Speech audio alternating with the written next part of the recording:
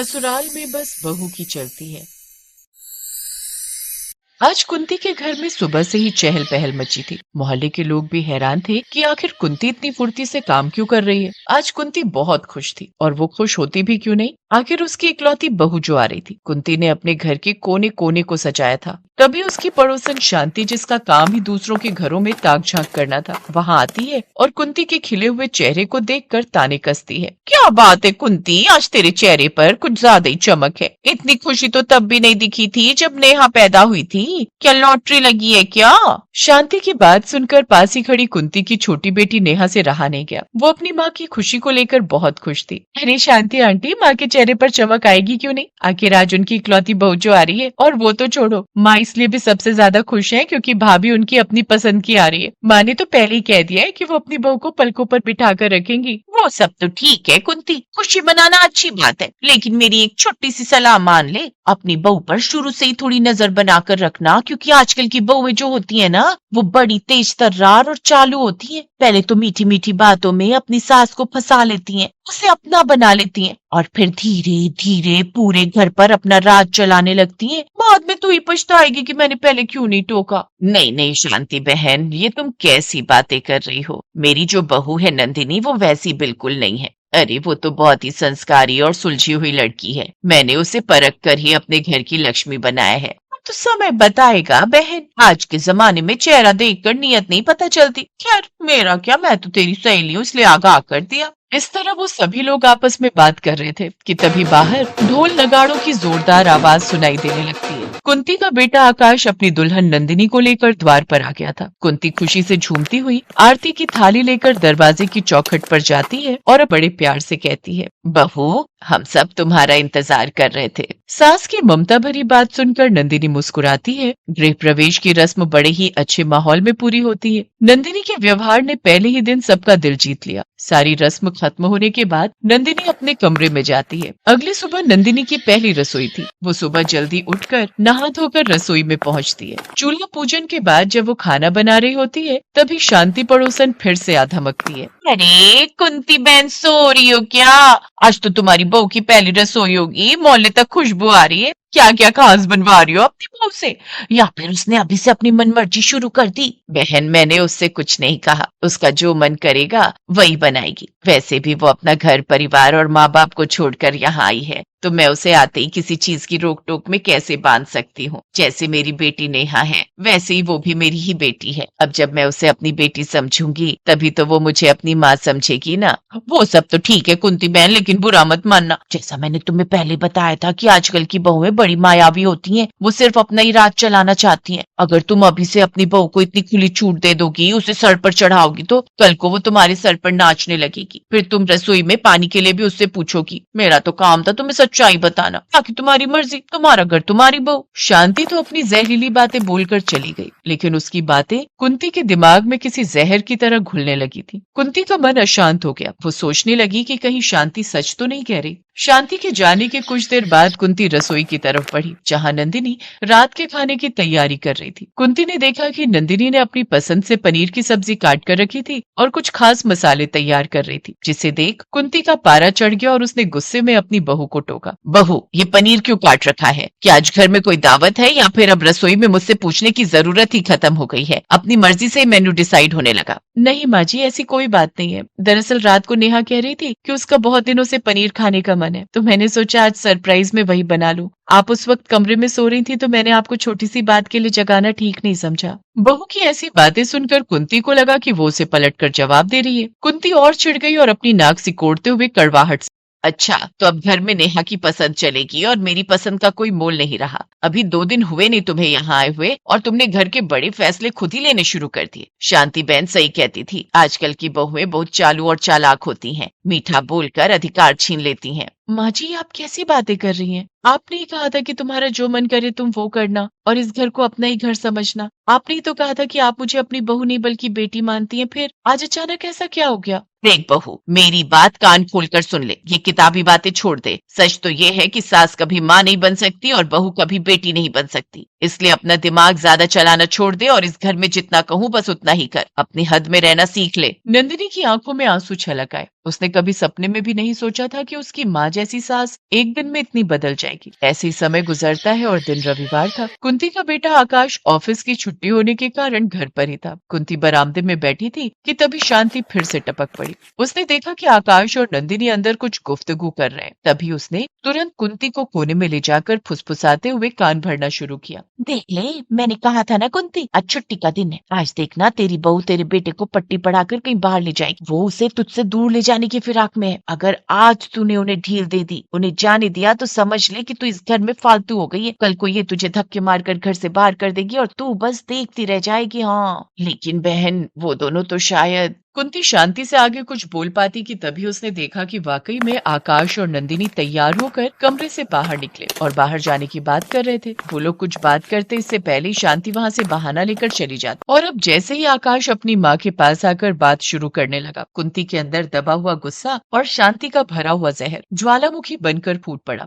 माँ, हम बाजार जा रहे हैं, आप घर पर ही रहना और आराम करना, हम जल्दी लौट आएंगे। हाँ, जाओ। अब मुझसे पूछने या बताने की क्या जरूरत है? घर की मालकिन तो अब बहू बन गई है ना। शांति बहन बिल्कुल सही कहती थी, इस घर में अब बस बहू की चलेगी। मेरा बेटा भी अब अपनी जोरू का गुलाम बन गया है। माँ की ममता का कोई मोल नहीं रहा। शर्म आनी चाहिए तुम दोनों को। माँ, आप ये क्या फालतू बातें कर रही हो? जोरू का गुलाम, ये सब बातें आपके मन में कहाँ से आ रही हैं? हम तो। अपनी सास के मुंह से ऐसे कड़वे शब्द सुनकर नंदिनी के सब्र का बांध टूट गया। उसकी आंखों से लगातार आंसू बह रहे थे। माँ जी, आप हमें इतना गलत समझ रही थी। आप जिस राज करने की बात कर रही है वो ये है। इतना बोलकर नंदिनी अपने पर्स से कुछ पैसे और डॉक्टर की पर्ची निकालती है और अपनी सास को दिखाते हुए कहती है, माँ जी, ये पैसे मैंने अपनी पहली सैलरी से पाई पाई जोड़कर बचाए थे ताकि मैं आपका आंखों का ऑपरेशन करवा सकूं। पिछले कुछ दिनों से मैं देख रही थी कि आप ढंग से देख नहीं पाती, आंखों में पानी आता है, फिर भी आप हम सबके लिए काम करती रहती है। मैं इस घर पर राज नहीं करना चाहती माँ जी, मैं तो बस आपकी सच्ची बेटी बनकर आपकी सेवा करना चाहती हूँ।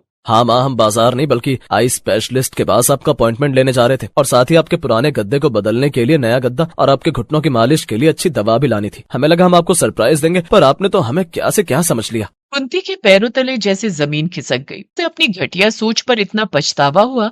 उसे अपनी सहेली शांति की बातों पर यकीन करने में शर्मिंदगी महसूस हो रही थी। उसने महसूस किया कि उसने एक फालतू औरत की बातों में आकर अपनी सगी बेटी जैसी बहू का दिल दुखाया। कुंती की आंखों से भी आंसू बहने लगे और वो माफी मांगने लगी। मुझे माफ कर दे बहू, मैं अंधी हो गई थी। बाहर वालों की बातों ने मेरी अकल पर पत्थर डाल दिया था। तू तो सच में साक्षात अन्नपूर्णा है और मैं एक बुरी सास बन गई थी। मुझे माफ कर दे बेटी। अब से इस घर में कोई शांति या कोई बाहरी इंसान हमारे बीच नहीं आएगा। तू मेरी बहू नहीं, मेरी सबसे प्यारी बेटी है। कुंती ने अपनी बहू को गले से लगा लिया। तभी कुंती की नजर खिड़की पर पड़ती है जहाँ वो देखती है कि खिड़की से शांति झांक रही थी और कुंती ने उसे देख लिया और बाहर निकलकर उसे खूब खरी खोटी सुनाई। शांति, तूने बहुत आग लगा ली मेरे घर में। तू कहती थी ना कि यहाँ बहू की चलती है, तो सुन, आज से इस घर में सिर्फ और सिर्फ सही मायने में मेरी बहू की चलेगी, क्योंकि वो घर जोड़ना जानती है, तेरी तरह तोड़ना नहीं। आज के बाद यहाँ मुंह मत दिखाना। शांति का मुंह काला पड़ गया और वो बिना कुछ बोले वहां से भाग खड़ी हुई। कुंती ने अंदर आकर नंदिनी को गले लगा लिया। अब उस घर में फिर से वही पुरानी खुशियां लौट आई थी और शांति का दखल हमेशा के लिए खत्म हो गया।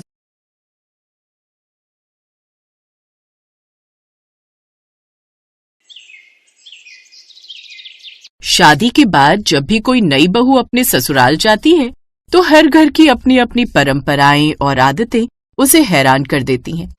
कुछ बातें हंसाने वाली होती हैं तो कुछ सिखाने वाली। ये कहानी भी कुछ ऐसी ही है, जहां एक बहू को अपने ससुराल के एक अजीब से नियम के बारे में पता चलता है। आखिर क्या था वो नियम, आइए जानते हैं इस कहानी में।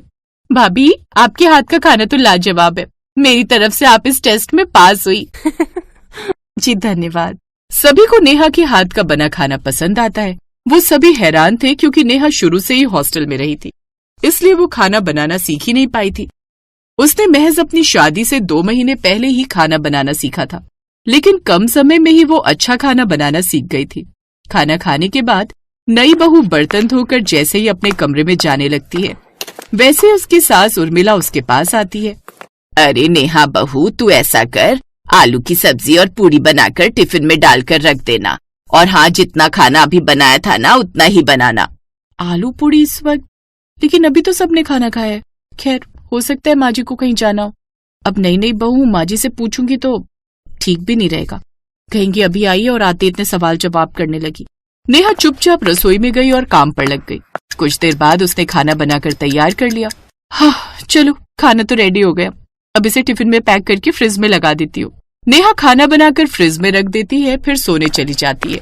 फिर अगली सुबह सोकर उठती है तो सुबह के 8 बज गए थे। अरे बाप रे, सुबह के 8 बज गए, आज इतनी लेट हो गई। अभिषेक, घर के सभी लोग चले गए क्या? कहाँ चले गए? अरे वो माँ जी ने कल रात डिनर के बाद मुझसे फिर से खाना बनवाया था और उसे पैक करने के लिए कहा था। तभी उसकी ननद भी वहाँ आ जाती है। भाभी, आप नहाकर तैयार हो जाओ, आप नई बहू हो इसलिए घर में पूजा भी आप ही को करनी है। लेकिन इन सब में तो ननद जी काफी टाइम हो जाएगा और मुझे नाश्ता बनाने में देर हो जाएगी। अरे उसकी फिक्र आप मत करिए। ऐसा क्यों? वो आपको सब पता चल जाएगा। अब जल्दी से नहा लीजिए, माँ इंतजार कर रही है। जी ठीक है। कुछ देर बाद नेहा नहा कर आती है, जिसके बाद सब परिवार वाले मिलकर पूजा पाठ करते हैं और इन सब में सुबह के 9 बज जाते हैं। इसके बाद प्रिया सबके लिए नाश्ता लगाती है, जिसमें वही आलू पूरी होती है जो नेहा ने कल रात को बनाई थी। साथ में चाय भी बनाकर लाई थी। अरे ये तो वही आलू पूरी की सब्जी है। हो सकता है कल इन सबका जाने का प्लान कैंसिल हो गया और इसलिए माँ जी ने इसे ही गर्म करवा दिया। लेकिन जो भी कहो, खाने का कॉम्बिनेशन इनका बड़ा गलत है। उस रोज सबने नाश्ते में वही खाया। फिर दिन के खाने में उसने कढ़ी चावल बनाए और रात के खाने में सबके लिए शाही पनीर और नान। ऐसे ही रात के डिनर के बाद वो जब फिर से बर्तन धोकर फ्री हुई तो उर्मिला देवी उसके पास आई। बहू, अब तू आलू के पराठे बना ले सबके लिए। लेकिन माँ जी, अभी तो सबने डिनर किया है। अरे जो कहा है वो कर, और सुन, आलू के मसाले में नमक मिर्च ठीक रखना और बनाने के बाद तू अपने कमरे में चली जाना। उर्मिला देवी तो आदेश देकर चली गई, लेकिन नेहा को ये बात समझ ही नहीं आ रही थी कि उसकी सास ने उससे ऐसा क्यों कहा। कहीं ऐसा तो नहीं माँ जी को रात को उठ कर खाना खाने की आदत हो, इसलिए ऐसा कह रही हो। तभी उसकी ननद वहाँ आती है। प्रिया दीदी, एक बात बताइए, सबने डिनर तो कर लिया है, फिर माँ जी ने अभी मुझे आलू के पराठे बनाने के लिए क्यों कहा, वो भी सबके लिए? ओह वाह, आलू के पराठे, फिर तो मजा आ जाएगा। भाभी, मेरे हिस्से के तो आप 4 बना देना। वो क्या है ना, आलू के पराठे मेरे फेवरेट है। और हाँ, ये जो सवाल आप पूछ रही हो उसका जवाब आपको कल मिल जाएगा। ऐसा कहकर प्रिया भी वहां से चली गई। अब नेहा भी ज्यादा दिमाग लगाए बिना रसोई में जाती है और आलू के पराठे बनाकर तैयार कर लेती है, फिर अपने कमरे में जाकर सो जाती है। अगली सुबह नेहा तो जल्दी उठ जाती है क्योंकि उसे नहाकर पूजा पाठ जो करना था। लेकिन बाकी सभी घर वाले मजे से सो रहे थे। फिर सभी आराम से 8 बजे उठते हैं। नेहा सबके लिए चाय बनाकर ले आती है। पापा जी, आपकी चाय। बहू, सिर्फ चाय नाश्ता कहाँ है? पापा जी, वो तो मैंने अभी नहीं बनाया, मुझे लगा माँ जी उठेंगी तो उनसे पूछकर ही बनाऊंगी। इसमें पूछना क्या है बहू, मैंने तो कल रात ही तुझे मेन्यू बता दिया था। मैंने कहा था आलू के पराठे बना ले, तूने बनाए नहीं क्या? आलू के पराठे? हाँ, वो तो मैंने बनाए हैं। हाँ, तो वही तो हम सबको खाने हैं, वही तो हमारा नाश्ता है। वो क्या है ना, हमें चाय के साथ रात का बना हुआ नाश्ता खाने की आदत है। जा अब उन्हें गर्म करके ले आ।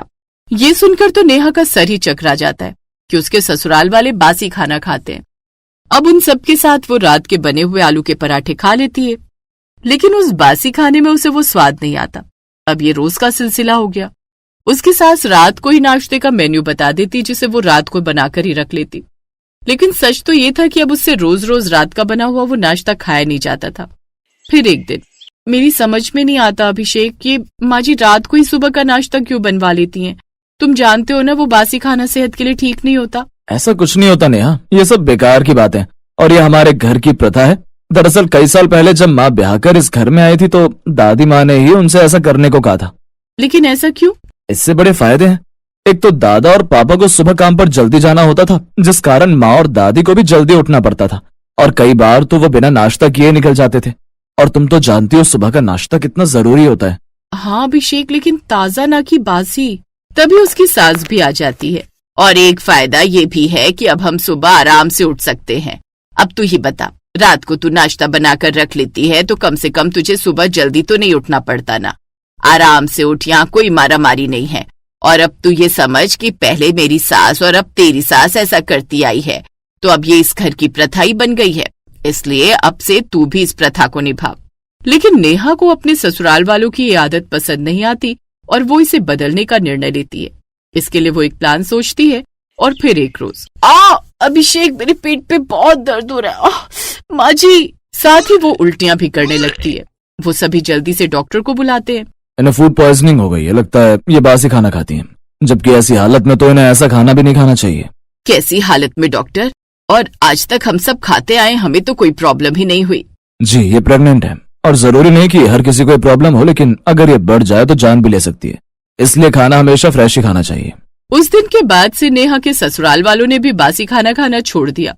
नेहा उस वक्त नहीं जानती थी कि वो गर्भवती है, लेकिन जैसे ही डॉक्टर ने ये बात कंफर्म की तो वो बहुत खुश हुई कि कम से कम इस नन्हे मेहमान के आने के कारण ही उसके ससुराल वालों की आदत छूट गई, जिससे अब नेहा भी काफी खुश थी।